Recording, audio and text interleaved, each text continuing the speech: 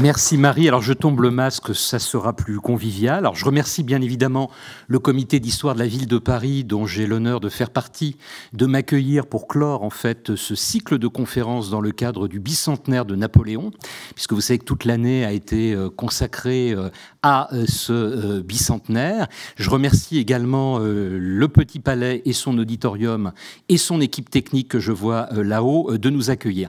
Et je vous avoue que c'est non sans émotion que je vais faire cette conférence devant vous, car figurez-vous que j'en avais fait une en 2010 consacrée au baron Haussmann. Comme Marie l'a rappelé, je suis un peu spécialiste du Second Empire et je venais d'apprendre, juste avant d'entrer dans la salle de l'auditorium, la mort de Philippe Séguin. Il était mort ce jour-là, c'était un jour de janvier, et il se trouve qu'il avait préfacé mon premier livre sur le Second Empire. Vous savez peut-être qu'il avait écrit une biographie de Napoléon III, Louis-Napoléon le Grand. Donc voilà, je tenais à lui rendre hommage aujourd'hui. Alors, pourquoi De Gaulle? Eh bien, parce que De Gaulle, lui, a eu son grand anniversaire l'année d'avant, hein, en 2020. Vous le savez, les planètes étaient alignées, à la fois l'appel du 18 juin et puis le 50e anniversaire de sa mort en 1970. Et nous avons, à la revue Politique et Parlementaire, dont je fais partie du comité scientifique, coordonné un numéro hommage que j'ai eu l'honneur de diriger. Et donc, j'ai trouvé original, et je vais vous expliquer pourquoi, de mêler ces trois grandes figures de notre histoire. Alors, bien évidemment, Napoléon, je vous l'ai dit, mais deux successeurs, en fait, de Napoléon parmi nos chefs d'État, son neveu, d'abord, Louis-Napoléon Bonaparte, le premier président de la République de notre histoire, qui fut aussi notre dernier souverain, sous le nom de Napoléon III, et puis bien évidemment Charles de Gaulle. Alors, il est commun de faire une comparaison 2 à 2. Vous voyez que mon grand ami Patrice Guénifet a publié chez Perrin en 2017, eh bien, Napoléon et de Gaulle, deux héros français. C'est la couverture de son livre que j'ai mis tout à gauche. Vous connaissez peut-être un livre qu'a publié mon ami Francis Choisel et qui porte en fait sur une comparaison entre le bonapartisme et le gaullisme. Mais que fait-il en fait dans cet ouvrage? Une comparaison entre la pensée et les paroles et les actes de Napoléon III et ceux de Charles de Gaulle. Et pour ma part, avec Pierre Branda, qui, je le sais, Marie me l'a rappelé tout à l'heure, a fait une conférence devant vous il y a quelque temps, nous préparons eh bien, un portrait croisé pour Perrin qui paraîtra en 2023, Destin croisé, Napoléon III. Donc là, ce n'est pas encore la couverture, hein. Peut-être l'image de couverture, je ne sais pas. Mais vous voyez, 2 à 2, et jamais réunis ensemble. Donc c'est l'occasion de le faire pour vous, devant vous, aujourd'hui, Napoléon III, de Gaulle. Alors, je commencerai en préambule par rappeler que, et ça c'est assez intéressant, Louis-Napoléon et de Gaulle sont arrivés en fait au sommet de l'État, puis l'ont quitté à des âges bien plus avancés que l'empereur Napoléon. Imaginez que Louis-Napoléon devient président de la République en 1848, à 40 ans, déjà, alors vous me direz aujourd'hui 40 ans, c'est pas un âge très avancé pour accéder au sommet de l'État, mais à son époque, c'est quand même un âge avancé dans la vie. De Gaulle, vous le savez, à 53 ans, hein, c'est à 53 ans, en 1943, qu'il accède à la tête du GPRF, le gouvernement provisoire de la République française à Alger, hein, et Napoléon, lui, n'avait que 30 ans quand il a pris les rênes du pouvoir, ce qui, pour le coup, est très jeune. Et puis quand on regarde le moment où il quitte le pouvoir, eh bien Louis-Napoléon le quitte à 62 ans, de Gaulle à 78 ans, mais Napoléon à 45 ans seulement. Napoléon, c'est un météore. Et vous remarquez même de façon encore plus surprenante que Napoléon quitte donc le pouvoir, 45 ans je le disais, alors que de Gaulle n'est pas encore entré dans l'histoire puisqu'il y entre à 53 ans. Ça me semble tout à fait fascinant. Et puis les contextes dans lesquels ils ont exercé des responsabilités sont aussi très différents puisque Napoléon, empereur, est un fils des Lumières. Il est extrêmement imprégné par ce qu'il a pu lire des philosophes des Lumières au cours de sa jeunesse. Son neveu, lui, Napoléon III, eh bien, est un enfant de la révolution industrielle. Il a 21 ans quand elle éclate véritablement, 22 ans en 1830 au moment de la monarchie de Juillet. Et quant à De Gaulle, c'est un fils de la Grande Guerre. Il a été bien évidemment très marqué par cette Grande Guerre où il a été grièvement blessé, fait prisonnier par les Allemands avant de s'évader. Cependant, il y a quand même des points de comparaison. Si je les compare, ça n'est pas par hasard, et c'est ce que je vais vous montrer tout au fil de cette conférence. Et sur la cinquantaine de chefs d'État que nous avons connus en France depuis 1789, ils sont les seuls, ces trois-là, avec Louis-Philippe, roi des Français de 1830 à 1848, et les présidents François Mitterrand et Jacques Chirac, à avoir exercé d'aussi longs mandats, tous plus de 15 ans. Mais surtout, vous allez le voir, et c'est l'objet de la conférence, des passages au pouvoir assez similaires par beaucoup d'aspects. Alors l'analyse que je vais présenter devant vous aujourd'hui, de façon assez synthétique, va aborder tout d'abord, je dirais, la vision et l'action politique qu'ils ont eue. Et vous allez voir que pour ces trois hommes, le politique détermine tout. Il est premier, il est fondamental. Nous aborderons ensuite, de façon plus rapide, les aspects économiques et sociaux qui viennent en second, mais c'est la particularité des trois hommes qui ne sont absolument pas négligeables. Et je dirais même que pour Napoléon, et plus encore pour Napoléon III, c'est leur spécificité dans le monde par rapport à leurs collègues chefs d'État d'avoir donné une si grande importance à l'économique et au social. Et puis je terminerai par le rapport à l'Europe et au monde, où vous verrez qu'il y a aussi un certain nombre de similitudes, quelques différences par ailleurs.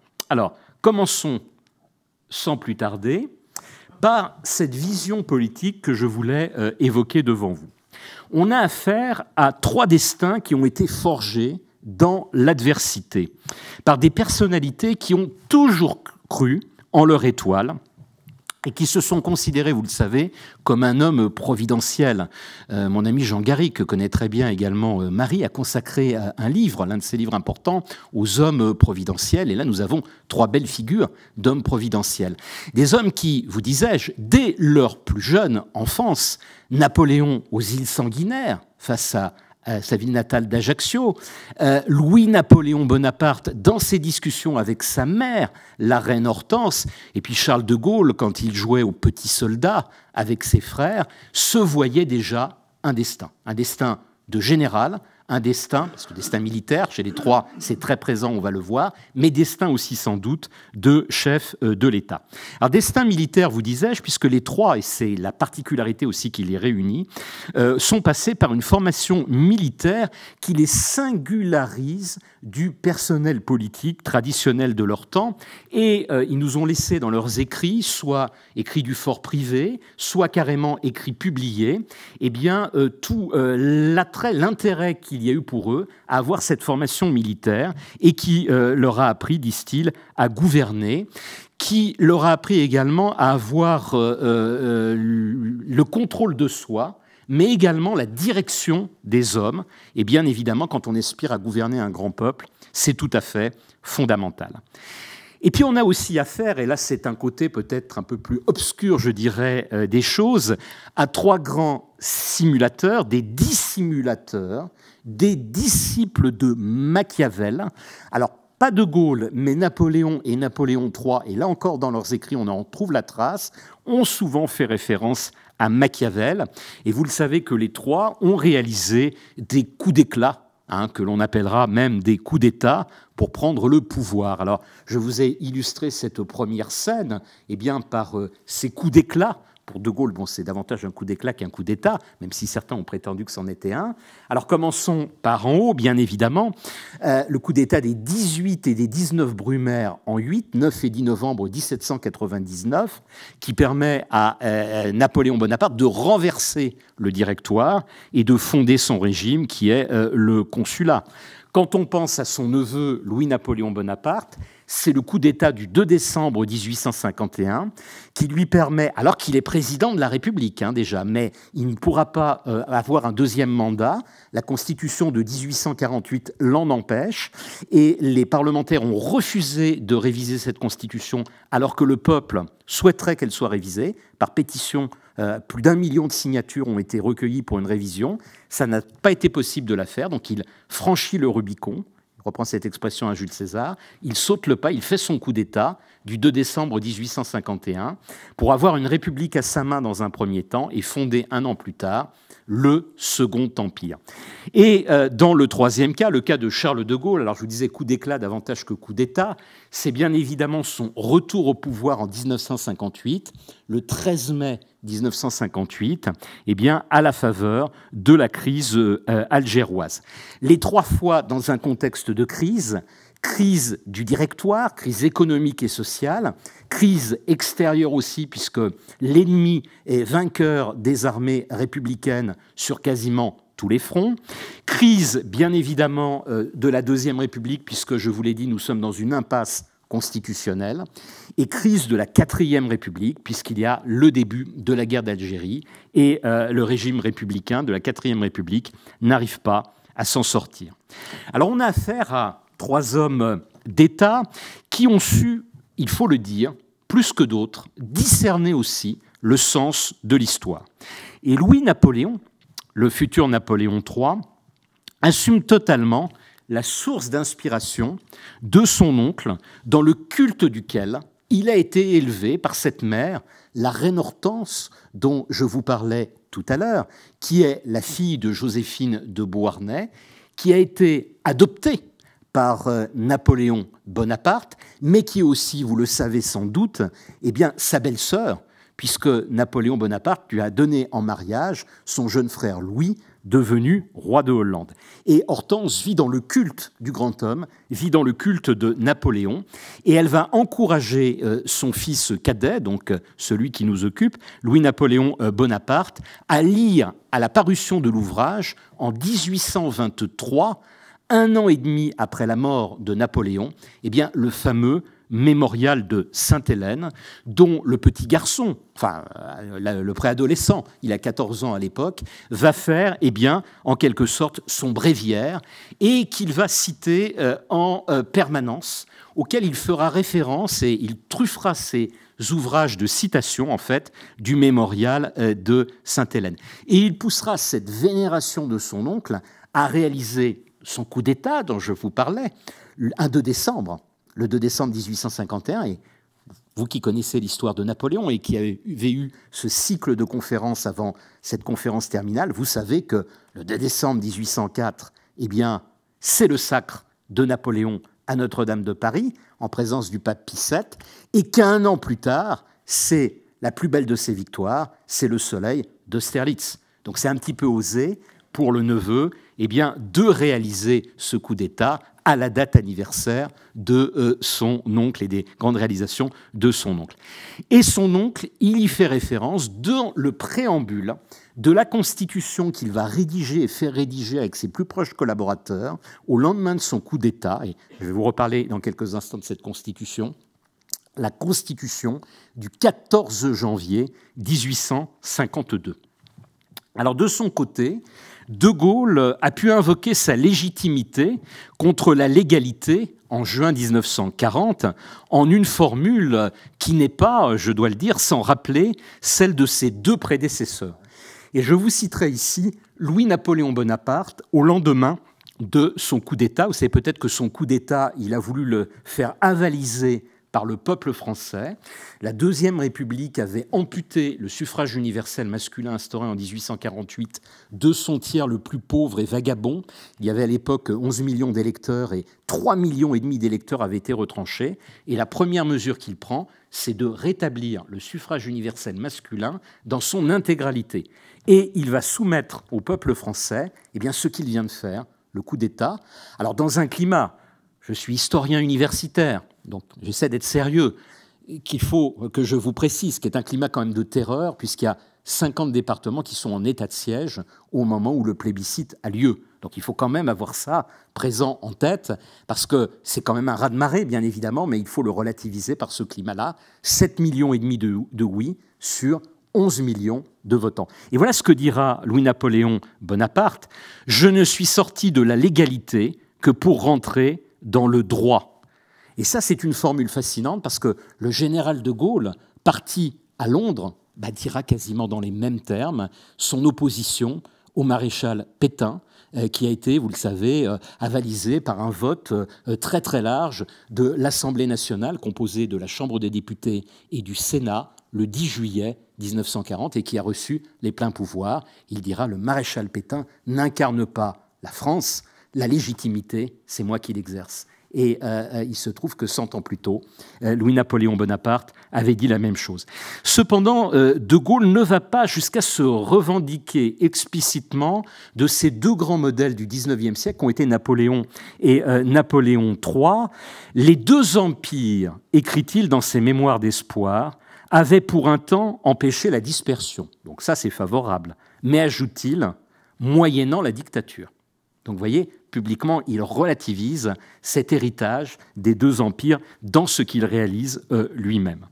Il faut préciser ici que les détracteurs du général se chargent de faire la comparaison pour lui de Raymond Aron, dès la Deuxième Guerre mondiale, à François Furet, jeune journaliste à l'époque, avant de devenir le grand historien qu'on connaît. Il écrivait dans le Nouvel Observateur, dans les années 1950, des articles à charge contre le général de Gaulle, et l'un des plus sanglants, il l'écrira au moment de la prise de pouvoir de mai 58, dont je vous parlais tout à l'heure, mais également, bien évidemment, Jacques Duclos, le premier secrétaire du Parti communiste, qui écrira un livre intitulé « Napoléon III et de Gaulle ». C'est comparer le coup d'État du 2 décembre 51 et le 13 mai 58. Et bien évidemment, François Mitterrand, vous connaissez tous le coup d'État permanent. Le coup d'État permanent, c'est une marque au fer rouge qu'il pose sur de Gaulle pour rappeler le précédent de Louis-Napoléon Bonaparte. Il y a une parenté indéniable entre le bonapartisme tel qu'appliqué par Napoléon, tel que théorisé, car il est le grand théorisateur du bonapartisme, grand théoricien, par son neveu, Louis-Napoléon Bonaparte, on va y revenir, et par le gaullisme du général de Gaulle. René Raymond l'a souligné dans un livre bien connu qui s'appelle « Les droites en France ».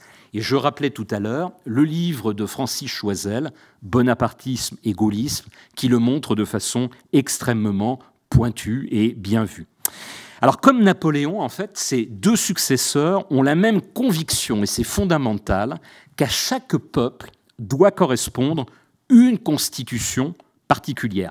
Je vous cite ici Louis-Napoléon Bonaparte. « Non seulement un même système ne peut convenir à tous les peuples, mais les lois doivent se modifier avec les générations, avec les circonstances plus ou moins difficiles. » Et je vous le cite encore. « Une constitution doit être faite uniquement pour la nation à laquelle on veut l'adapter. Elle doit être, une constitution, comme un vêtement qui, pour être bien fait, ne doit aller qu'à un seul homme. » Il écrit cela dans Des idées napoléoniennes en 1839. Et Charles de Gaulle, et c'est aussi fascinant pour cette conférence de faire ces rapprochements, eh bien, il lui fait écho à un siècle de distance. Voilà ce que dit Charles de Gaulle, et c'est dans son fameux discours de Bayeux, que vous connaissez, de juin 1946. Voilà ce qu'il dit. « Des Grecs, jadis, demandaient au sage Solon « Quelle est la meilleure constitution ?» Et il répondait « Dites-moi d'abord pour quel peuple et à quelle époque. » Fascinant. Alors, ces constitutions du consulat, de l'Empire et des 100 jours, ça c'est les trois grandes constitutions pour Napoléon Bonaparte, de la République et de l'Empire de 1852, mais aussi de 1870, et ça ce sont les trois constitutions pour Louis-Napoléon Bonaparte, et bien évidemment la seule pour Charles de Gaulle, celle du 4 octobre 1958, qu'il a fait rédiger par Michel Debré, sont des constitutions courtes et amendables. Comme Louis-Napoléon le résume dans le préambule du texte de janvier 1852, en rappelant ici son oncle, je le cite, « L'empereur disait au Conseil d'État « Une constitution est l'œuvre du temps. On ne saurait laisser une trop large voie aux améliorations. » Aussi, la Constitution présente n'a-t-elle fixé que ce qu'il était impossible de laisser incertain. Elle n'a pas enfermé dans un cercle infranchissable les destinées d'un grand peuple. Elle a laissé au changement une assez large voie pour qu'il y ait dans les grandes crises d'autres moyens de salut que l'expédient désastreux des révolutions. Et vous le savez, de son côté, Charles de Gaulle modifiera, lorsqu'il le jugera nécessaire, la Constitution de 1958 en 1962, pour passer à l'élection présidentielle, ça lui tenait à cœur, au suffrage universel direct, là où Michel Debré avait prévu une élection comme sous la Troisième République, par de grands électeurs. Donc vous voyez, on se conserve une marge de manœuvre, le cas échéant, lorsque les circonstances sont favorables, pour modifier ces constitutions. Alors, autre trait commun, ces constitutions, bien évidemment, sont systématiquement ratifiées ou plébiscitées par le peuple. Elles doivent se tremper dans le suffrage universel, dans l'onction populaire, pour avoir un soutien qui leur permettra de durer. C'est par exemple très très différent des lois constitutionnelles de la Troisième République, adoptées en 1875 et qui ne recevront aucune onction populaire. Alors pour Napoléon Bonaparte, ce sont les plébiscites de l'an 8, de l'an 10 et de l'an 12, le consulat à vie, le passage à l'Empire, et quand il revient au pouvoir pendant les 100 jours, vous aurez un 4e plébiscite. Vous avez eu 4 plébiscites sous Napoléon. Pour Louis-Napoléon Bonaparte, j'évoquais tout à l'heure le plébiscite des 20 et 21 décembre 1851, au lendemain de son coup d'État. Un an plus tard, il passe à l'Empire, le Second Empire, et vous avez bien évidemment, en novembre 1852, un 2e plébiscite qui est organisé. Alors certains ont dit, à juste titre, que ce plébiscite était aussi extrêmement encadré. Ce sont des plébiscites, il faut le savoir, qui sont faits dans le secret des urnes, là où à l'époque de son oncle Napoléon, il se faisait à registre ouvert. Donc il fallait faire quand même très attention si l'on votait non, parce que en plus la colonne des noms était très réduite, vous pouviez être stigmatisé, voire poursuivi. On fait un progrès au XIXe siècle avec Louis-Napoléon Bonaparte, tout ça est secret, mais un progrès encore plus grand pour l'Empire libéral en mai 1870, puisque là il y a une campagne plébiscitaire totalement libre, et l'opposition sera libre de prôner l'abstention, voire le vote négatif. Et d'ailleurs, mes amis constitutionnalistes, et les historiens disent la même chose, disent que ce plébiscite de 1870, c'est la voie de la modernité, parce qu'il annonce les référendums du XXe siècle, et en particulier les référendums dont le général de Gaulle fera un grand usage. Vous savez, là encore, qu'il y en a 4 sous le général de Gaulle, du premier que je vous évoquais pour la Constitution d'octobre 1958, au dernier en 1969, et le général de Gaulle, fort mari d'avoir été désavoué par les électeurs, alors que rien ne l'y obligeait, décidera de quitter le pouvoir à l'occasion de ce référendum. Alors en 1852, la première constitution de Louis-Napoléon Bonaparte tend très fortement, quand on l'analyse, vers celle de son oncle. Elle ressemble comme 2 gouttes d'eau, je dirais, à la Constitution de l'an 8.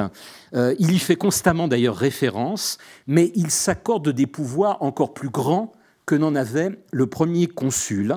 Et parmi ces pouvoirs très grands qu'il s'accorde, le pouvoir de gracier des condamnés à mort. Et là, ça rappelle, si vous voulez, l'Ancien Régime, le pouvoir des monarques de droit divin.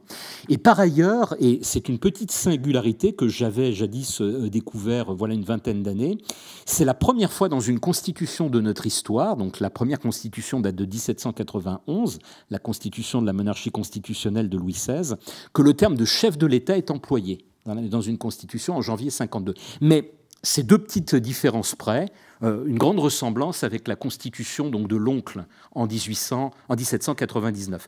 La constitution de l'Empire libéral en 1870, et ça c'est fascinant, est tournée vers l'avenir parce qu'elle ressemble très fortement à celle de 1958.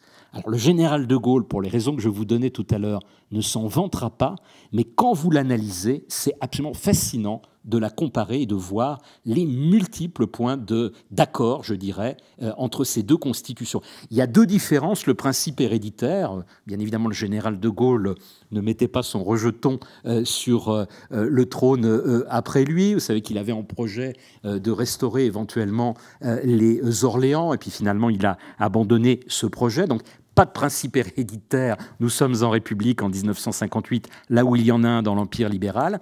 Et la deuxième particularité, c'est qu'il n'y a pas de contrôle de constitutionnalité des lois en 1870. Or, c'est ça qui est amusant, le premier grand contrôle de constitutionnalité des lois avait été mis en place par Napoléon III en 1852 dans la Constitution que j'évoquais, en janvier 1952. Simplement, dans l'Empire libéral, il retire ce pouvoir au Sénat impérial, et aucune institution ne contrôle cette constitutionnalité des lois. Or, vous savez que sous notre Ve République, nous avons un Conseil constitutionnel qui est chargé de faire cela. Mais or, ces deux points de divergence, principe d'hérédité et contrôle de constitutionnalité des lois, ces deux constitutions sont extrêmement proches l'une de l'autre. Chez Napoléon III et chez Charles de Gaulle, il y a le même souci que chez Napoléon de s'appuyer sur une idée fondatrice, directrice et forte. Lorsque le président de la Ve République affirme, je le cite, « La politique est l'action au service d'une idée forte et simple », il fait très clairement ici référence à la manière de diriger de Napoléon Bonaparte et de Louis-Napoléon Bonaparte, Napoléon III. Cependant, aucun des trois hommes ne fait non plus preuve d'esprit de système, et ce sont au contraire des hommes, vous allez le voir, profondément pragmatiques.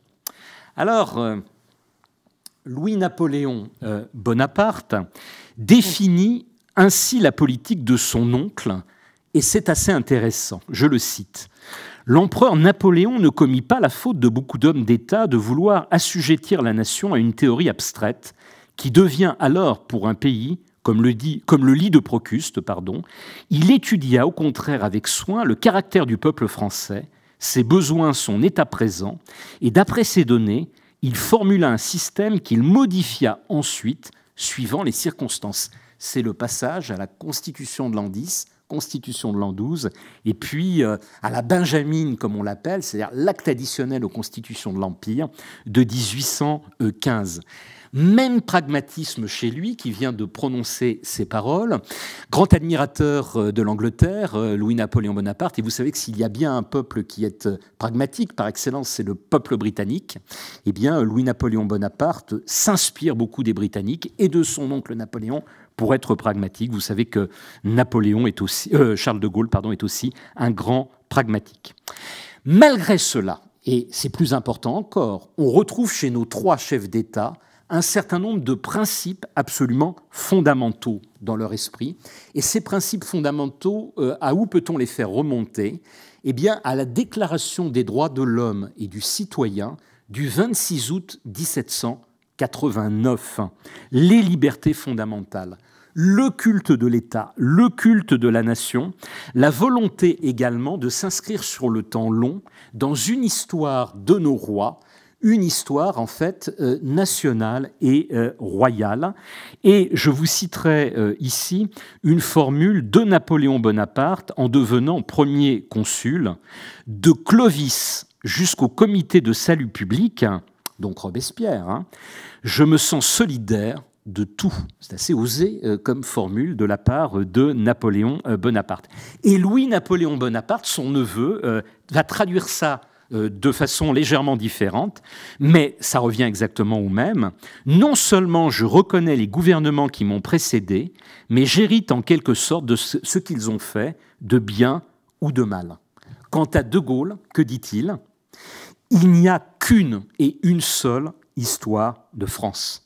Et ça, il le dit, je dis vous le mettre là, non, je ne vous l'ai pas mis, pardon, dans son discours peu connu, mais qui est un très très beau discours, le discours de Reims du 6 septembre 1964, quand il va visiter la cathédrale de Reims.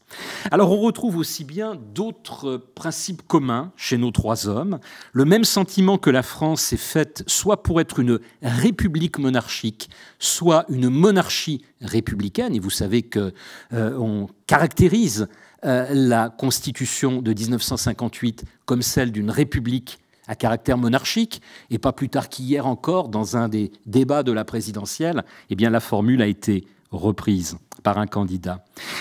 La même aspiration à concilier l'ordre et la liberté, cette formule de l'ordre et de la liberté revient constamment chez les trois hommes. Napoléon, il l'utilise une dizaine de fois. Alors Louis-Napoléon Bonaparte, une centaine de fois. J'ai pointé ça dans ma biographie. Mais Charles de Gaulle utilise aussi ça. C'est-à-dire volonté de concilier les droits du peuple d'un côté et l'autorité, la verticalité nécessaire pour gouverner de l'autre. Et puis bien sûr, chez nos trois hommes, le même primat du politique, le même sentiment que l'homme d'État animé d'une capacité, d'une volonté, peut pouvoir, peut réaliser des choses. La même conviction, en fait, de la nécessité d'un exécutif fort qui soit pleinement responsable de ses actes devant le peuple souverain, mais qui reste en lien direct avec lui. Alors, par les plébiscites et référendums, mais également par des voyages.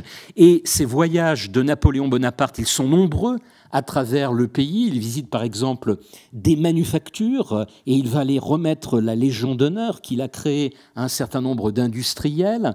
Il va aller voir des ouvriers. Il va visiter un certain nombre de villes comme la ville de Strasbourg, etc., etc.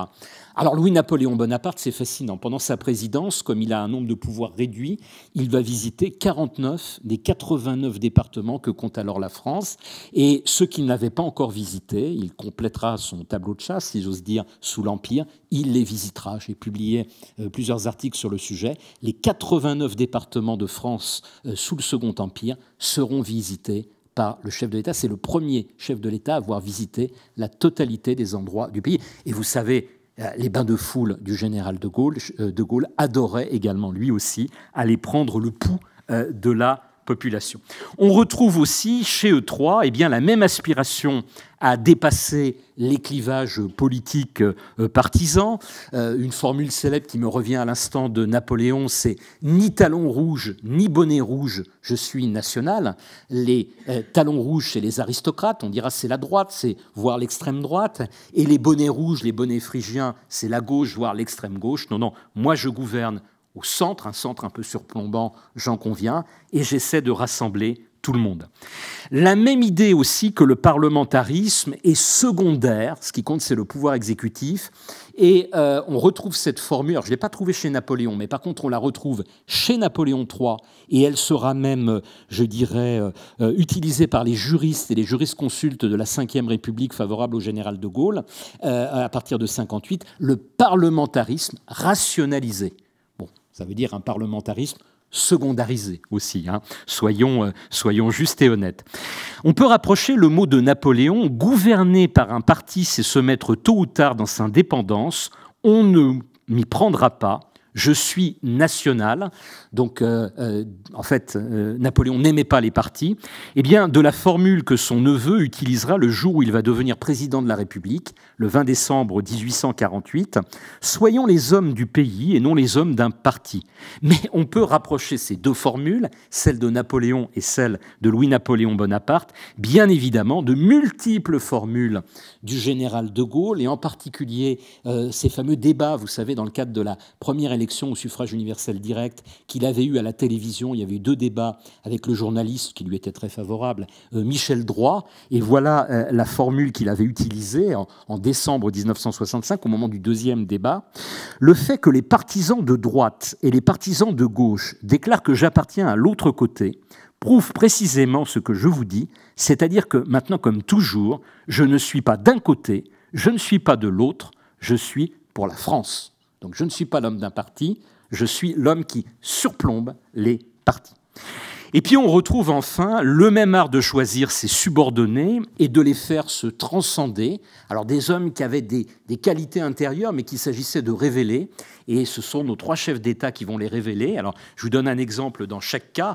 Mathieu Molé. Mathieu Molé va devenir un très très grand conseiller d'État, un très grand ministre de Napoléon Bonaparte. Il ne serait sans doute pas monté si haut s'il n'avait pas eu Napoléon pour l'aiguillonner. Rouher, principal ministre des années 1860, même chose, il aurait été ministre, il l'avait d'ailleurs été avant Louis-Napoléon Bonaparte, mais il est monté au sommet parce que c'est Napoléon III qui l'a fait se transcender, et je dirais exactement la même chose de Michel Debré. Voilà un 3e exemple. Et puis la même aspiration à s'appuyer sur les hommes de talent de toute provenance, des hommes de gauche, des hommes de droite. On oublie leur passé du moment qu'ils veulent servir l'État et se mettre à leur service, au service de nos 3 hommes. Volonté aussi de s'appuyer sur l'expertise de la haute fonction publique. Je vous disais que Napoléon est le créateur du Conseil d'État, que Napoléon III s'appuiera énormément sur le Conseil d'État et sur le corps préfectoral. Et puis vous savez qu'en 1945, c'est Charles de Gaulle et Michel Debré qui créeront, elle vient d'être supprimée, l'École nationale d'administration pour avoir de hauts serviteurs de l'État. Mais également, et ça c'est très particulier, comme on les appelle au XIXe siècle, les hommes spéciaux, c'est-à-dire les meilleurs représentants de chaque profession. L'idée, par exemple, que l'on va nommer à l'éducation nationale ou à l'instruction publique, comme on le disait au XIXe siècle, eh bien, un professeur. Alors, pour Napoléon III, il y en a eu plusieurs, mais l'emblématique, parmi les emblématiques, c'est Victor Duruy, ministre de l'Instruction publique de 1863 à 1869. Pour l'industrie ou les travaux publics, sur un ingénieur fondateur, par exemple, de chantiers navals, comme Armand Béhic. Pour le ministère des Finances, sur un banquier, comme Achille Fould, le plus grand banquier du temps. Et c'est ce que fera le général de Gaulle. Je viens d'évoquer la banque. Tiens, eh bien, ça va être Wilfried Baumgartner, hein, le chancelier, le gouverneur de la Banque de France. Donc, vous voyez, là aussi, il y a des similitudes. Après Napoléon Ier, qui affirme « Un gouvernement en appelant à soi toutes les intelligences travaille dans son propre intérêt », Louis-Napoléon entend, je le cite, « appeler aux fonctions publiques les hommes les plus honnêtes, les plus capables, sans s'arrêter à leurs antécédents politiques ». Et de Gaulle, pour boucler la boucle, dit la chose suivante: « Personnellement, je ne me suis jamais occupé de savoir de quelle famille spirituelle provenaient les hommes qui voulaient collaborer avec moi. Je tâchais de les juger seulement d'après leur capacité, leur dignité et leur volonté. » Les 3 hommes sont aussi, et je vais terminer cette partie politique, ce grand 1, les parties suivantes sont plus courtes, je vous rassure, je me laisse entraîner par mon élan, sur le fait que ces 3 hommes sont de grands modernisateurs, totalement en phase avec leur temps, car ils ont compris, comme le souligne Louis-Napoléon Bonaparte dans une formule qu'il reprend très souvent et que je cite, « Marchez à la tête des idées de votre siècle, ces idées vous suivent et vous soutiennent. Marchez à leur suite, elles vous entraînent. Marchez contre elles, elles vous renversent. » Donc si vous êtes trop tourné, bien sûr, il faut être ancré dans le passé, mais si vous êtes trop tourné vers le passé, c'est catastrophique pour le pays. Si vous êtes à l'arrêt, c'est catastrophique. Il faut se projeter ici vers l'avenir pour pouvoir moderniser le pays. Et les 3 hommes arrivent au pouvoir, et c'est ça qui les caractérise aussi, avec un grand plan réformateur qu'ils ont mûri pendant de très longues années. Alors ici, celui qui dépasse les 2 autres, c'est Louis-Napoléon Bonaparte, puisqu'en fait, c'est 18 ans avant d'arriver au pouvoir qu'il a déjà en tête ce qu'il fera une fois qu'il sera en responsabilité, président de la République ou bien empereur. La conviction chez ces 3 hommes que les changements, pour réussir, doivent se faire vite, parce qu'après, on risque d'être paralysé par l'appareil d'État ou par des oppositions, et qu'on a donc une fenêtre de tir, ce qu'on appellera plus tard un état de grâce, pour réaliser les réformes. C'est aussi fascinant par rapport à ce qu'on connaîtra, vous le savez, sous la Ve République. Alors cette fenêtre de tir, pour Napoléon Bonaparte, ça va être le grand consulat, comme l'a appelé mon ami Thierry Lenz, donc entre 1799 et 1804, mais principalement entre 1799 et 1802. Pour, comment dirais-je, Louis-Napoléon Bonaparte, ça va être ce qu'on appelle la République décennale. De son coup d'État, eh bien, jusqu'à sa prise de fonction comme empereur, l'année 1852, pour faire simple. Et pour le général de Gaulle, ça va être d'une part les années fin 44, 45 et jusqu'à sa démission en janvier 1946. Et puis après, il aura plus de temps, de 1958 à 1965, qui est, je dirais, le septennat très très modernisateur de la République gaulienne. La période suivante est un peu moins réformatrice. Napoléon III et de Gaulle jouissent aussi, il faut le dire, d'une grande popularité, en dépit de ce que l'on a pu écrire, mais ils sont très clivants. Très clivant. Hein. On a une image un petit peu mythifiée aujourd'hui, par exemple, du général de Gaulle, qui est sans doute celui que vous connaissez le plus. Mais mon ami Jérôme Sainte-Marie, qui est un sondeur bien connu et un politologue, a exhumé dans le numéro Souvenir que je vous évoquais tout à l'heure de la revue Politique et Parlementaire les sondages des années 60-63. On oublie que le général de Gaulle ne fait pas du tout l'unanimité, d'abord parce que, même s'il résoudra la crise algérienne, il y a des tensions par rapport à l'Algérie.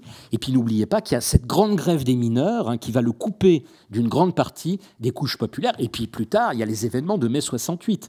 Donc il n'y a absolument pas unanimité autour de Gaulle, comme il n'y avait pas unanimité, bien évidemment, ni autour de Napoléon, ni autour de Louis-Napoléon Bonaparte. C'est des personnages clivants, mais il faut parfois être clivant aussi pour réformer le pays. Et puis chacun a eu ses attentats. Alors le plus célèbre, je vous l'ai mis en haut, de Napoléon Bonaparte, c'est l'attentat de la rue Saint-Nicaise de 1800, alors qu'il se rendait à l'Opéra. Vous savez qu'il voulait se débarrasser des Jacobins, donc il attribuera ce coup d'État aux Jacobins, mais en réalité, c'est les Chouans, c'est Cadoudal qui a fait ce coup d'État.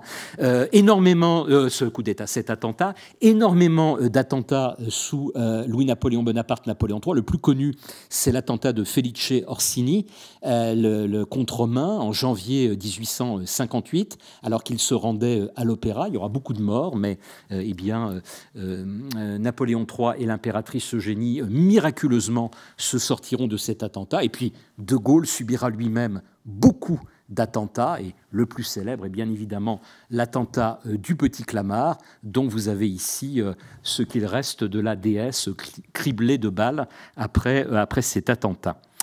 Alors enfin, et je vais terminer cette première partie par cela, arriver au pouvoir avec l'appui, c'est tout à fait intéressant, d'une très grande partie des élites qui sont désireuses de trouver un sauveur, eh bien, Napoléon et de Gaulle vont tomber parce qu'ils ont été lâchés par ces mêmes élites.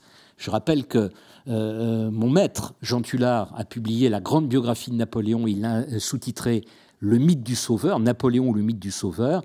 Sans les élites qui étaient là pour le porter au pouvoir, Napoléon n'aurait pas réussi en 1799, mais ce sont les élites qui lui ont savonné la planche, très nettement, et en 1814 et en 1815.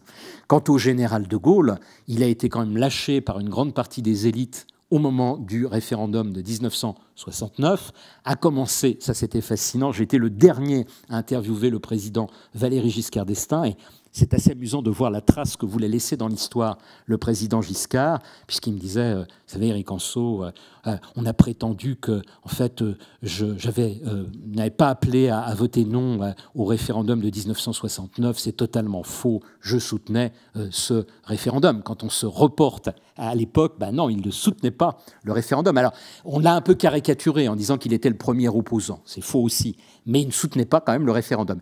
Et puis, tous les grands représentants, les grands barons, comme on les appelait, des régions, étaient hostiles, bien évidemment, au référendum du général de Gaulle. Donc là, il y a un parallèle assez fascinant entre Napoléon et de Gaulle, mais pas Napoléon III. Napoléon III, c'est l'opposé.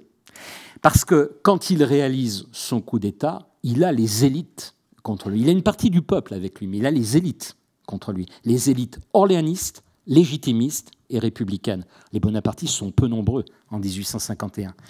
Et à l'inverse, et c'est ça qui est fascinant, j'ai étudié dans un livre l'Empire libéral en 1870, la plus grande partie des élites s'est ralliée à l'Empire libéral. Beaucoup de républicains, pas tous bien sûr, il y a ce qu'on appelle les républicains irréconciliables, mais beaucoup de républicains sont ralliés. Une grande partie des orléanistes, comme Guizot, presque tiers aussi, et une grande partie des légitimistes. Et vous savez que ce qui fera tomber Napoléon III, c'est tout autre chose.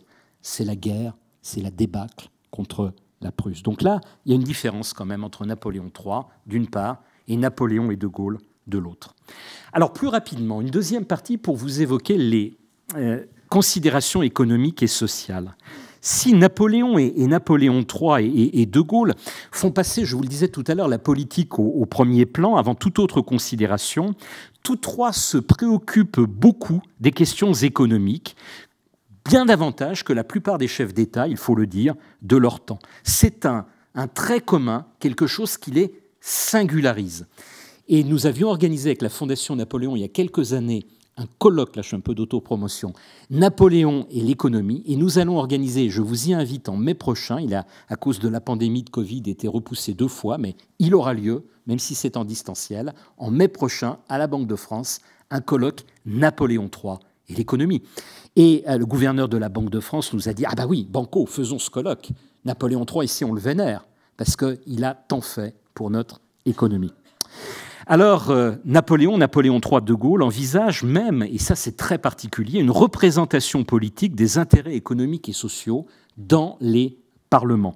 Napoléon Bonaparte, dans la Constitution qu'il donne dans la République italienne en 1802, a prévu que les manufacturiers et les grands propriétaires agricoles puissent avoir une représentation en tant que telle. Puis, dans l'acte additionnel aux Constitutions de l'Empire en 1815, vous avez une place pour les industriels et les négociants. Louis-Napoléon Bonaparte, Napoléon III, va faire, je l'ai étudié dans un livre, entrer massivement les industriels, les négociants, les banquiers dans les assemblées du Second Empire, au premier chef, le corps législatif. Quant à De Gaulle, eh bien vous le savez peut-être, et c'est ce qu'il fera chuter, on l'a dit déjà 2 fois, le fameux référendum de 1969 qui envisageait la fusion du Sénat et du Conseil économique et social, ce que nous appelons aujourd'hui le CESE. Nos 3 hommes sont surtout convaincus que la confiance publique est le préalable indispensable dont les acteurs économiques ont besoin pour développer leurs affaires. Et il en découle bien évidemment la nécessité d'institutions extrêmement stables. Napoléon est le créateur de la Banque de France, dont vous avez ici, bien sûr, la façade. Il est aussi, ça c'est 1800, la Banque de France, il est aussi le créateur du franc germinal, cette monnaie qui restera stable jusqu'à la Première Guerre mondiale, qu'il a créée en 1803. Il est également l'introducteur, Napoléon Bonaparte, des nouveaux principes budgétaires toujours en vigueur aujourd'hui en 2021. Il demande des rapports quotidiens sur la situation de la trésorerie, sur le prix des denrées, sur le cours de la rente, sur la qualité des récoltes, sur les difficultés des entreprises. Alors bien évidemment, cela traduit un grand intérêt pour l'économie, mais aussi, vous vous en doutez, une préoccupation d'ordre public, parce que quand l'économie va mal, c'est un peuple qui souffre, et un peuple qui souffre, c'est aussi un peuple qui peut se révolter. Donc il faut aussi, bien sûr, avoir ça présent à l'esprit. Et je dirais, de ce point de vue ici, que Napoléon III annonce davantage De Gaulle qu'il n'est dans les pas de son oncle Napoléon. Autant par piété familiale et par admiration pour le grand homme que par auto-persuasion et volonté de légitimer ses propres projets, Louis-Napoléon prête parfois d'ailleurs à Napoléon des pensées qu'il n'a pas eues. Et il prend en l'occurrence pour argent comptant l'affirmation de sa vénérée mère, la reine Hortense, que Napoléon se souciait énormément du sort des ouvriers. Ce n'est pas tout à fait le cas. Je ne vais pas injurer à la mémoire de Napoléon en vous disant cela. Au contraire, chez Louis-Napoléon Bonaparte, la préoccupation des humbles est réelle. Vous savez peut-être qu'il se qualifiait lui-même, non sans exagération d'ailleurs, de socialiste. Louis-Napoléon a été marqué par l'industrialisation et la question sociale qui en découle, et il s'inspire ouvertement dans ses jeunes années de la constitution la plus démocratique de notre histoire, qui n'a jamais été appliquée, la constitution jacobine de 1793. Et dans son premier écrit politique, qui s'appelle « Rêverie politique », il écrit la chose suivante : « Le but de la société est le bonheur commun. Les secours publics sont une dette sacrée. La société doit la subsistance aux citoyens malheureux, soit en leur procurant du travail, soit en assurant les moyens d'exister à ceux qui sont hors d'état de travailler. » Et il ajoute dans un livre bien connu qui s'appelle « L'extinction du paupérisme qu'il publiera au début des années 1840 la chose suivante: « L'impôt est nécessaire, mais les riches doivent le comprendre, car la paix sociale est à ce prix. En effet, la pauvreté ne sera plus séditieuse lorsque l'opulence, c'est-à-dire la richesse, ne sera plus oppressive. » Ce n'est pas un socialiste qui l'écrit, c'est Louis-Napoléon Bonaparte. En fait, Louis-Napoléon est très inspiré par le saint-simonisme, je vous ai mis le nom sur l'écran. Il imagine un système mixte qui ne soit ni du capitalisme libéral, ni du socialisme étatique, et qui emprunte aux deux ce qu'il juge être le meilleur pour le bien du peuple. Il est beaucoup moins interventionniste que son oncle en économie. Et ses voyages en Angleterre et la lecture des principaux économistes politiques contrebalancent chez lui son tropisme, je dirais, socialiste. Il faut, je le cite, « éviter cette tendance funeste qui entraîne l'État à exécuter lui-même ce que les particuliers peuvent faire aussi bien et mieux que lui. » Ou encore, le grand danger peut-être des temps modernes vient de cette fausse opinion qu'un gouvernement peut tout et qu'il est de l'essence même d'un système quelconque de répondre à toutes les exigences et de remédier à tous les maux. Là, ça annonce davantage de Gaulle que ça ne s'inspire de Napoléon, très interventionniste en matière économique.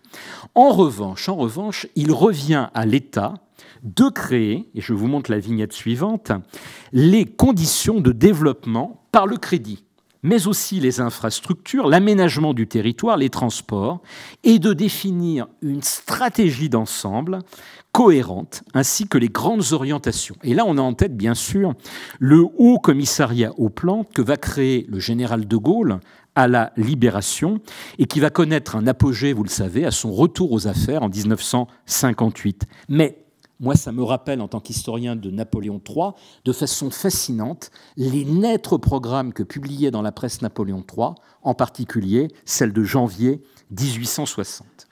Néanmoins, pour l'un comme pour l'autre, l'économie n'est jamais une fin en soi et, comme je vous l'ai dit, s'articule toujours avec le social. Pour Louis-Napoléon, la prospérité économique, c'est le levier essentiel du progrès social et l'organisation du travail, un moyen de résoudre les maux de la société. L'ouvrier, dit Louis-Napoléon Bonaparte, doit être associé à la marche de l'entreprise et tirer les dividendes de la réussite de celle-ci. C'est que le général de Gaulle fait directement écho à la pensée de Louis-Napoléon Bonaparte. Je cite de Gaulle, « C'est l'économie qui me paraît l'emporter sur tout le reste, parce qu'elle est la condition de tout, et en particulier la condition du progrès social. » Et la participation gaullienne, là encore qui était inscrite au référendum de 1969, ressemble beaucoup à l'association napoléonienne de Napoléon III. J'ai même retrouvé dans plusieurs écrits de Napoléon III le terme de participation qui annonce la participation du général de Gaulle. Rien de tel ici chez Napoléon. Désolé.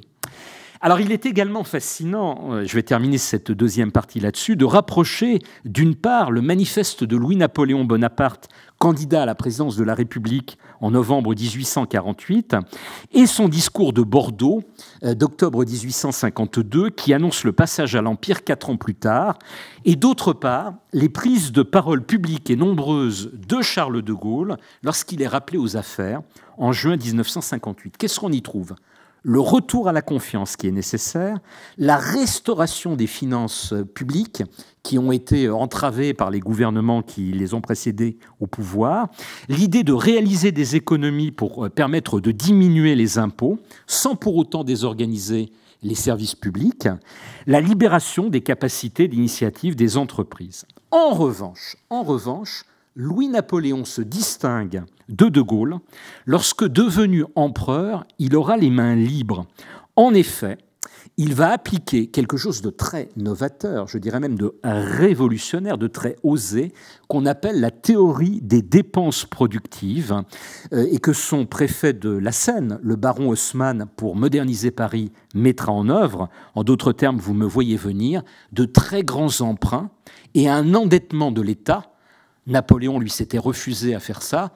Et vous savez que le général de Gaulle, très attaché au dogme de l'équilibre budgétaire avec Jacques Rueff, se refusera aussi à le faire. Donc là, c'est plutôt Napoléon et De Gaulle qui sont sur la même ligne, et Napoléon III, qui est un révolutionnaire en matière de grand emprunt.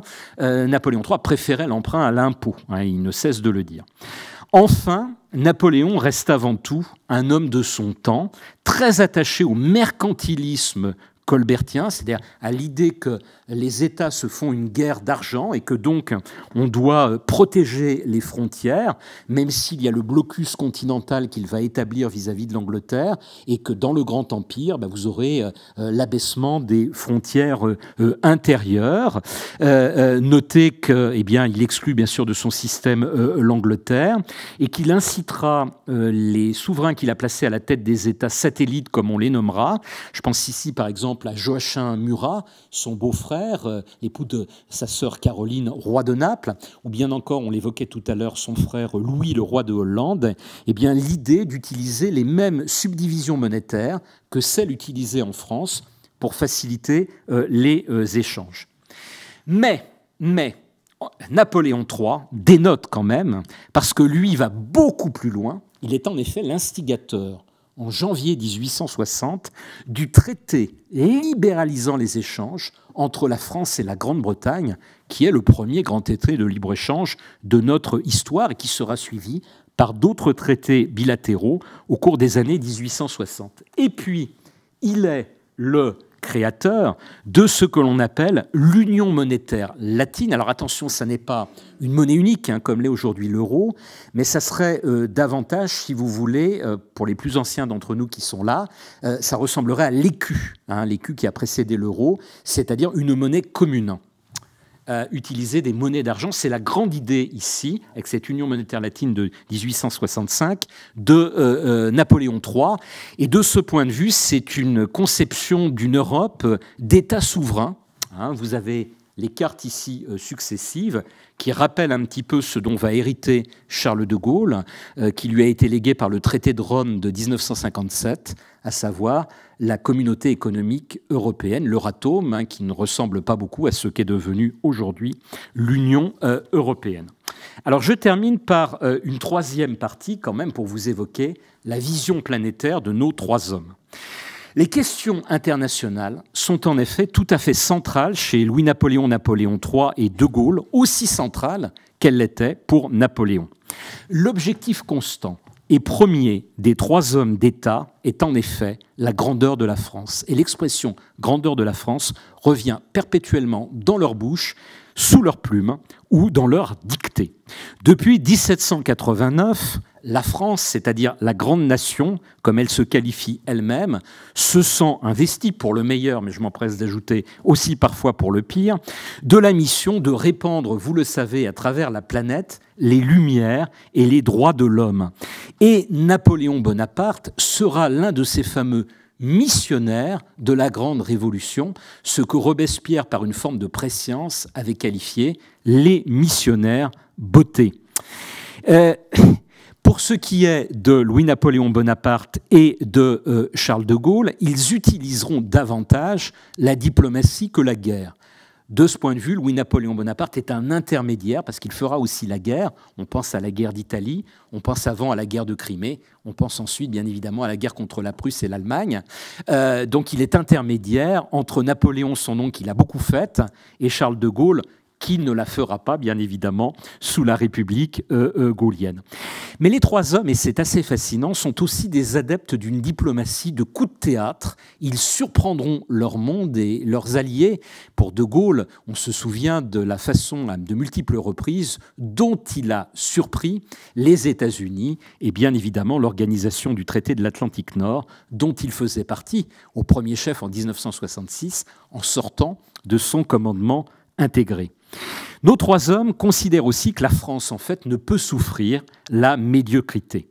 De Gaulle, dans les Mémoires de guerre, destine la France, je le cite, à des succès achevés ou à des malheurs exemplaires. Il n'y a pas de moyen terme. Hein. La France, soit c'est dramatiquement mal, soit c'est très très haut.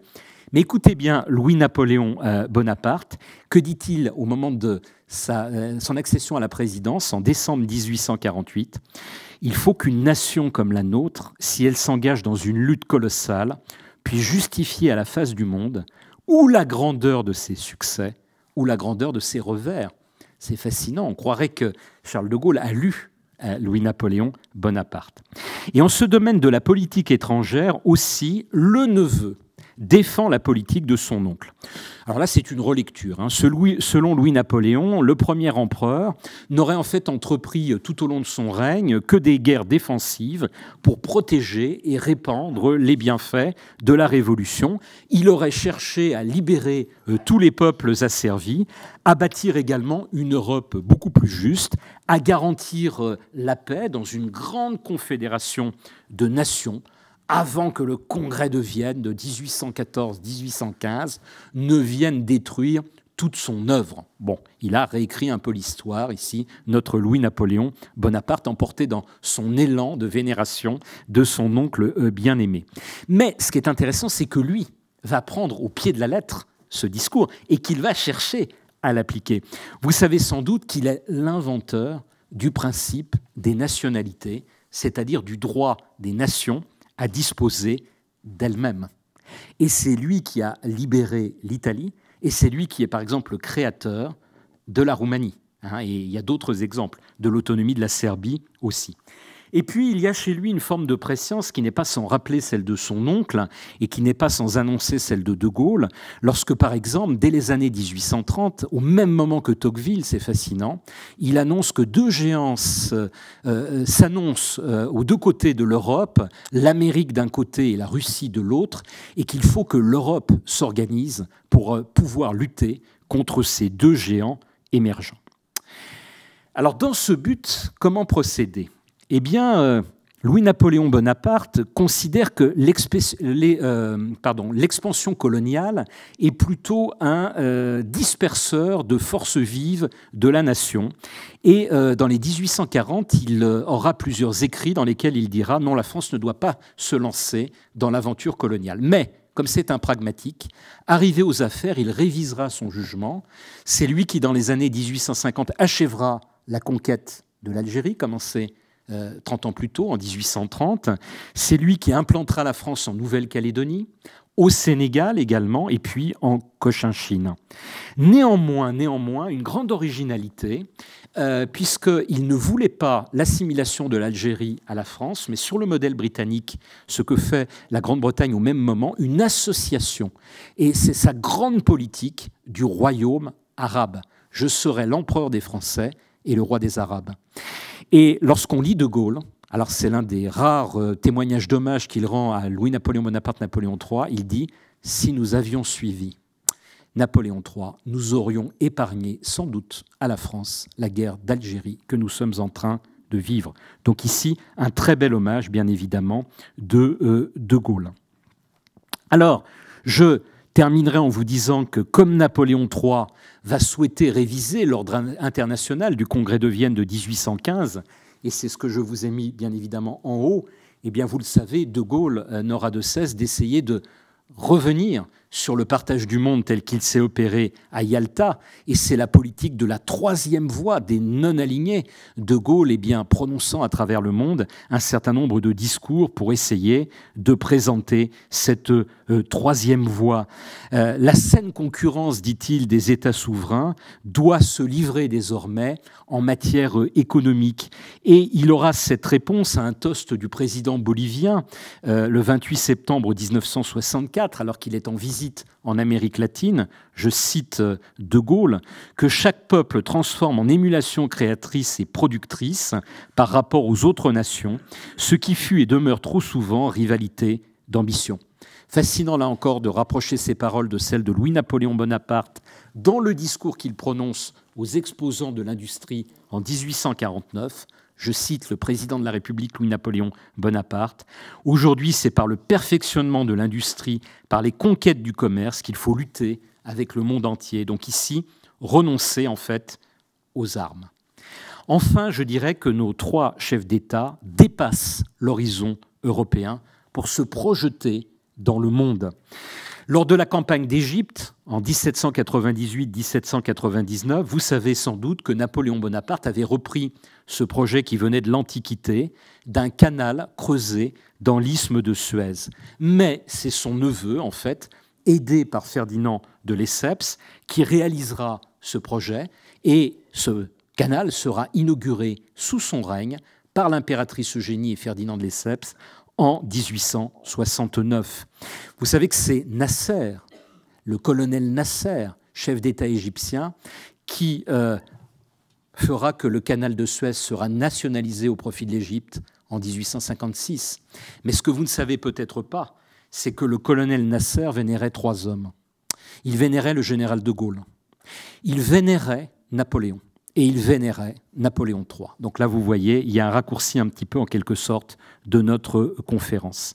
Notez que De Gaulle, qui porte la bonne parole à travers le monde, va refermer, puisque j'essaie de faire une conférence équilibrée et de vous montrer un peu la face noire aussi des 3 gouvernances, les plaies que Napoléon III avait ouvertes pendant l'expédition du Mexique. Vous savez que De Gaulle ira au Mexique et il dira aux Mexicains, excusez, je ne parle pas espagnol, mais marchamos la manos en la manos, nous marchons la main dans la main, la mano en la mano. Et donc, en fait, c'était fermer les plaies de l'expédition du Mexique de Napoléon III, comme Napoléon III, avec l'Espagne et en épousant Eugénie de Montijo, avait fermé les plaies ouvertes par Napoléon pendant la guerre d'Espagne sous l'Empire. Et de ce point de vue, c'est très intéressant. Et notez enfin, et c'est ce qui rapproche Napoléon III et De Gaulle, qu'ils vont pratiquer une politique de réimplantation au Nouveau Monde que nous avions perdu avec Louis XV, mais aussi d'une certaine façon avec Napoléon, qui avait vendu la Louisiane, puisque Napoléon III, vous le savez sans doute, établira à Québec et à Montréal une représentation diplomatique française à la barbe des Canadiens anglophones et de la couronne britannique. Et vous savez tous les paroles prononcées par le général de Gaulle au balcon de l'Hôtel de Ville de Montréal. Alors, mesdames et messieurs, quelques mots pour conclure. Je voudrais tout d'abord vous dire que les 2 empereurs achèvent leur parcours par des défaites militaires et par des exils en terre anglaise. Waterloo et Sainte-Hélène pour Napoléon, Sedan et Charlehurst pour Napoléon III.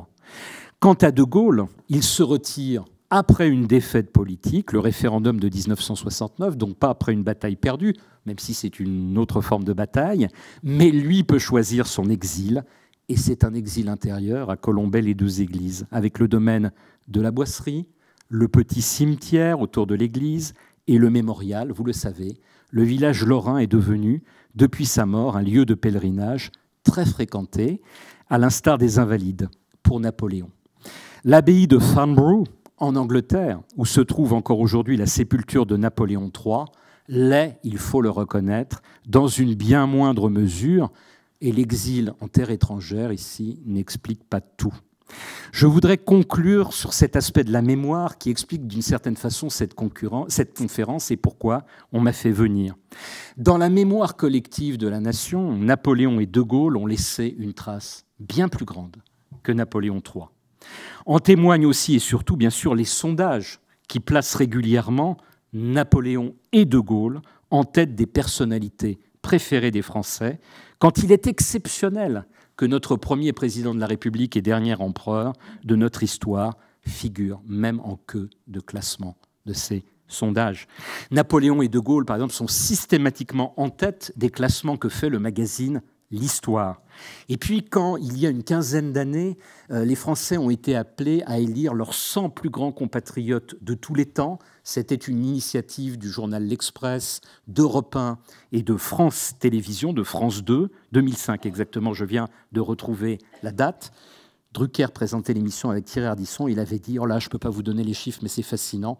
De Gaulle est en tête, mais il écrase littéralement la concurrence. » Alors on regarde, alors il y avait Victor Hugo après, il y avait Pasteur, on regarde la suite du classement, petite surprise, Napoléon 16e.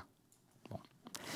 Mais alors Napoléon III, je l'ai cherché en vain, il n'était pas dans ces 100 personnalités.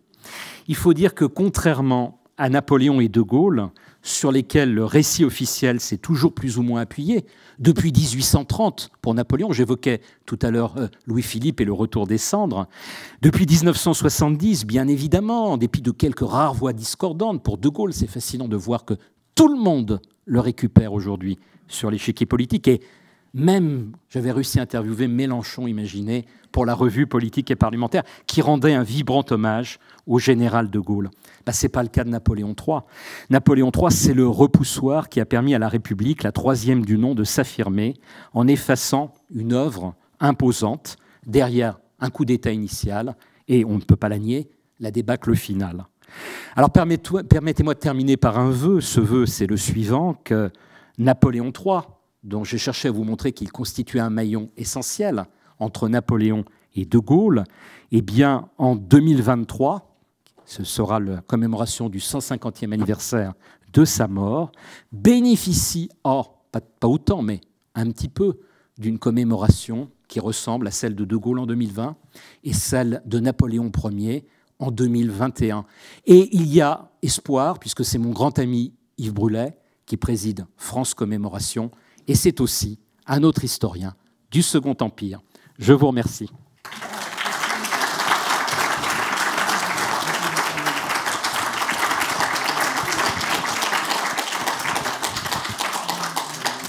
Merci beaucoup pour ce dialogue à trois, ou je ne sais pas si c'est trivial, mais ce ping-pong là entre les trois personnages. Et alors pour 2023, alors peut-être parlera-t-on d'Haussmann, mais sûrement parlera-t-on d'Haussmann. Est-ce qu'on parlera de Napoléon III? Je ne sais pas. La parole est à la salle si vous avez des questions. Merci. J'en aurais plusieurs. Oui. Premièrement, en ce qui concerne Napoléon III, il a été démoli par Victor Hugo et même par tous les autres chefs d'État qu'il appelait l'usurpateur. Et j'avais lu, mais bon, c'est pas très clair dans ma tête, qu'il voulait un petit peu contrebalancer l'influence russe et puis américaine du Nord en une espèce de zone d'influence sud-américaine. Et puis alors, dans les faits, ce qui est un peu De Gaulle, quand il a pris le pouvoir en 1948, il a quand même été obligé de composer avec les communistes, etc. Donc c'était une situation que n'avaient peut-être pas les deux autres. Oui, alors je terminerai par la fin, bien évidemment. De Gaulle, c'est aussi, on en reparle aujourd'hui dans notre campagne présidentielle, effectivement, a une lecture très particulière de la guerre, parce qu'avec les divisions que nous avions connues entre 40 et 45, il s'agissait de recomposer en quelque sorte la nation. Donc il a eu tendance à réécrire d'une certaine façon l'histoire, mais il le disait lui-même qu'il réécrivait l'histoire, en disant qu'il avait emporté la France avec lui à Londres, et que donc, pour lui, le régime de Vichy n'incarnait pas la France. Et voilà pourquoi, aussi bien De Gaulle que, Mitterrand, après lui, qui d'une certaine façon, après avoir critiqué De Gaulle, était très gaullien dans sa vision des choses, ont toujours refusé de reconnaître la responsabilité de l'État français dans la rafle du Veldiv, ce que Jacques Chirac a fait. Donc ça, c'est le premier point. Alors maintenant, je reviens à votre question initiale sur Louis-Napoléon Bonaparte, Napoléon III. Louis-Napoléon Bonaparte, Napoléon III a un rapport très particulier avec Victor Hugo. Parce qu'en fait, en 1848, Victor Hugo et ses fils dirigent un journal qui s'appelle L'Événement. Et à l'époque, Victor Hugo n'a pas encore entamé son cheminement vers la République, vers la gauche, et je dirais même, à la fin de sa vie, vers l'extrême gauche. Il vient, il faut savoir, du légitimisme. Alors, il a déjà pas mal progressé. Il est passé par l'orléanisme. Et maintenant, il est pour une république très verticale, qui pourrait très bien s'incarner comme avec Louis-Napoléon Bonaparte, comme elle s'était incarnée avec l'oncle Napoléon. Il voue, Victor Hugo, une grande vénération au premier empereur, dont son père a été l'un des généraux et comte d'Empire. Et il va mettre son journal L'Événement au service du candidat Louis-Napoléon Bonaparte. Il va contribuer, pour une petite part, à son succès. Il deviendra l'un de ces fameux visiteurs du soir de l'Élysée. C'est qu'on parle beaucoup aujourd'hui, là, depuis pas mal d'années, Sarkozy, après Hollande et aujourd'hui Macron, des visiteurs du soir de l'Élysée. Victor Hugo en a été un. Il briguait le ministère de l'Instruction publique, que Louis-Napoléon Bonaparte ne lui donnera pas. Il le confiera au vicomte de Falloux. Et à partir de ce moment-là, Frédéric Mitterrand y a consacré un livre. Ça va être la rupture avec Victor Hugo. Il sera dans l'opposition au moment du coup d'État, même s'il ne se réveillera pas pour aller sur les barricades, disent les méchantes langues. Il n'y a pas été parce qu'il avait peur d'y risquer sa vie. Toujours est-il qu'il se retrouvera condamné à l'exil et il deviendra le pire adversaire. Pour le grand malheur là, de Louis-Napoléon Bonaparte, vous savez, c'est dur d'avoir contre soi à l'époque un écrivain de la trempe d'un Victor Hugo. Napoléon avait eu contre lui Chateaubriand. Il y a un parallèle à faire ici entre les deux. De Gaulle a eu beaucoup d'écrivains contre lui, mais il a la chance d'avoir de grands écrivains avec lui. On pensera à Malraux et à François Mauriac. Et puis alors le troisième élément, ça concerne le Mexique, hein, de votre question. Oui, alors il y a plusieurs motifs à l'expédition du Mexique. Récupérer un certain nombre de créances de personnalités de l'entourage de Napoléon III qu'ils avaient vis-à-vis des gouvernants mexicains. Alors ça, c'est la face un peu sombre de l'expédition du Mexique. En particulier, le demi-frère de Napoléon III, le comte de Morny, devenu duc de Morny ensuite. Grosse créance à récupérer là-bas.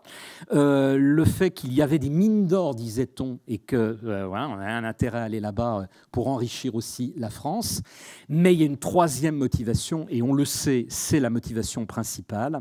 C'est créer au Mexique un grand empire catholique et latin qui soit le client de la France, en mettant pour se rabibocher avec l'Autriche, on lui avait fait la guerre dans la guerre d'Italie, un archiduc autrichien, l'archiduc Maximilien, le frère en fait de l'empereur François-Joseph, et donc se rapprocher, on faisait coup double, de l'Autriche, et en même temps avoir un client en Amérique centrale pour faire pièce à la République anglo-saxonne et protestante des États-Unis d'Amérique. Donc l'influence de la France. Malheureusement, vous le savez, cette expédition du Mexique a tourné rapidement au tragique. Une autre question ? Alors moi, je vais poser une question. Je voulais savoir si on pouvait faire aussi une comparaison du point de vue des rapports aux médias des trois personnages. Ah oui, merci Marie. Oui, c'est une question très très importante parce que Napoléon III et De Gaulle, avec les moyens bien évidemment de leur temps, qui ne sont pas du tout les mêmes, ont un rapport absolument fascinant aux médias. Je rappelle quand même que Napoléon Bonaparte va, pour sa campagne d'Italie et montrer qu'il est un grand général, susciter toute une presse aussi bien en Italie qu'en France.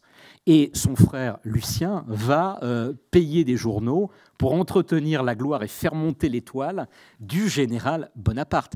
Et alors, la campagne d'Italie est extrêmement glorieuse, hein, la première campagne d'Italie, comme le sera un peu la deuxième campagne d'Italie, celle de 1800, une fois qu'il est premier consul. En revanche, entre les deux, il y a la campagne d'Égypte, qui est moins glorieuse pour le coup. Hein, il y a Aboukir, par exemple, hein, et il y a la flotte française qui est détruite aussi par Nelson. Et tout ça, on va le cacher, parce qu'il y a la propagande du général Bonaparte pour sa gloire. Et puis, il va censurer la presse, il va, vous savez, entretenir un mécénat. Ça a été étudié très très bien par Annie Jourdan, hein, qui a consacré un livre, Napoléon, empereur et mécène. David va se mettre à son service, le plus grand peintre du temps, et les peintres à l'époque étaient très très importants pour la gloire des souverains. Donc ça, c'est la propagande de Napoléon. Alors Napoléon III, on franchit un très grand nombre d'étapes supplémentaires, une modernité phénoménale en matière de propagande. Je vous en donnerai deux exemples. La campagne présidentielle de 1848, on inonde la France de statuettes, de médailles, de journaux à sa gloire, des journaux qui ratissent large. Il y a un journal pour les paysans, il y a un journal pour les ouvriers, il y a un journal pour les catholiques, il y a un journal pour les industriels. Ça permet comme ça d'avoir un maximum de voix.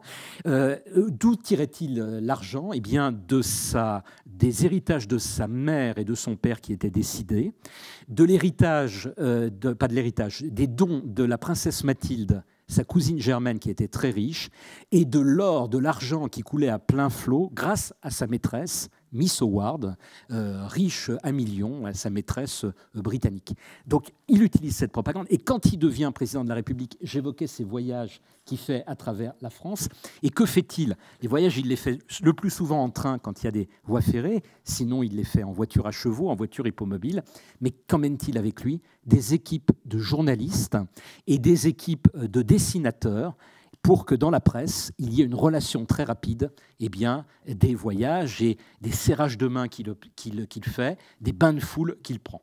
Et De Gaulle, c'est bien connu, donc je passe plus vite, l'utilisation des médias, alors avec une éloquence qui aujourd'hui nous paraît extrêmement datée, c'est vrai, mais malgré tout, qui est assez fascinante et qui séduit encore son public, et puis ses conférences de presse aussi. Bon, avec là aussi les questions préparées un petit peu à l'avance, on est d'accord, mais c'était intéressant cette manière de procéder. Merci. Oui, voilà. S'il n'y a pas d'autres questions, je crois qu'il est temps de vous applaudir. Merci à vous tous.